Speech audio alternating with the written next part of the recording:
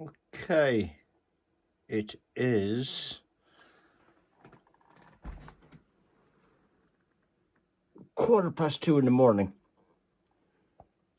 Quite late, but actually for me, the perfect time to get stuck into an hour of virtual reality and carry on recording Happy Funland, because I'm sure a bunch of you have been waiting on the follow-up on that, on virtual reality.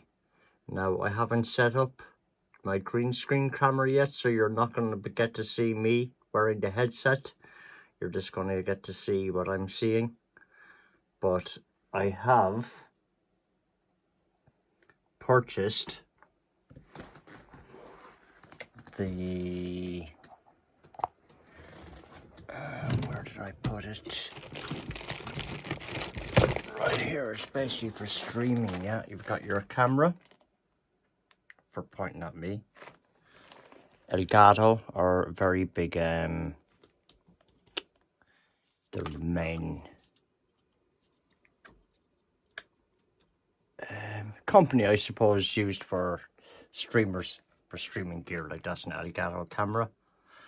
That's a Elgato Steam Deck Pro. You can get Elgato like lights as well, but I just bought like a really cheap light. It does the same trick. A lot of streamers you see with them big halo circle lights. I might end up getting one of them in time. We'll see if I have enough light. Some people I feel go overboard. They just buy everything. You don't need everything. I mean, I probably went overboard with this camera because it does 4K. Now, nobody actually really watches stuff in 4K. Some people do. Most people on their phones and stuff like that and streaming, just streaming 1080p because the picture looks perfectly fine, depending on your device, and it uses less bandwidth. And if it looks good and uses less bandwidth, then fair enough.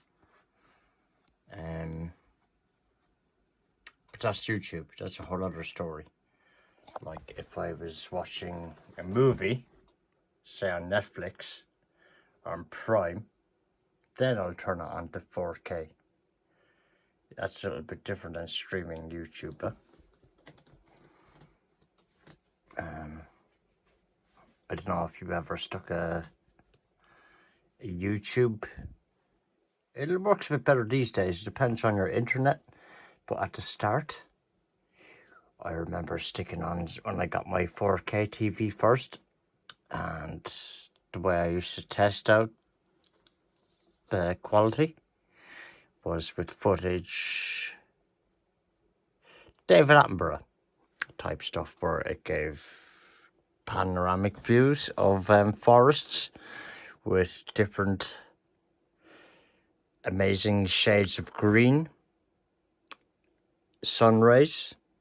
It really gave a good demonstration of the difference in 4K and 1080p. You know, a lot of my friends, oh, I don't know why people get 4K. I don't notice the difference. Personally, I have a 1080p at home and I don't notice the difference. And I was like, you crazy.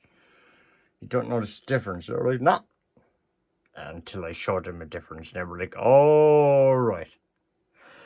Unfortunately, a lot of TV wasn't producing 4K 3 years ago even, you know. It's only the last year or so, year and a half, and so a lot of things are starting to catch up there. And now what's been announced everywhere? 8K. Now, my advice for anyone thinking of going out and buying an 8K TV, don't. Yes, your TV can produce 8K, but nobody... You have to have the material. Wait. The TVs will halve in price, and by the time it halves in price, there will be material. Same like I done with PlayStation 4.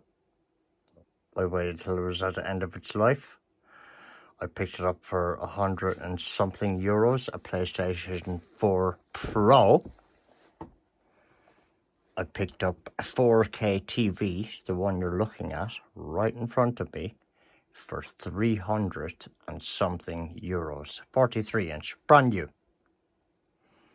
Now, I remember buying my first big TV. It was 1080p. It was bigger than that, heavier than that. It was 50-inch. It cost 1,400 euros. It's crazy how much and how quickly things change. Anyway, we'll move to a part 2 of this video, and we'll move on with some virtual reality. I just thought I'd do a little bit of talking first. Hopefully it will fit in to Bookface.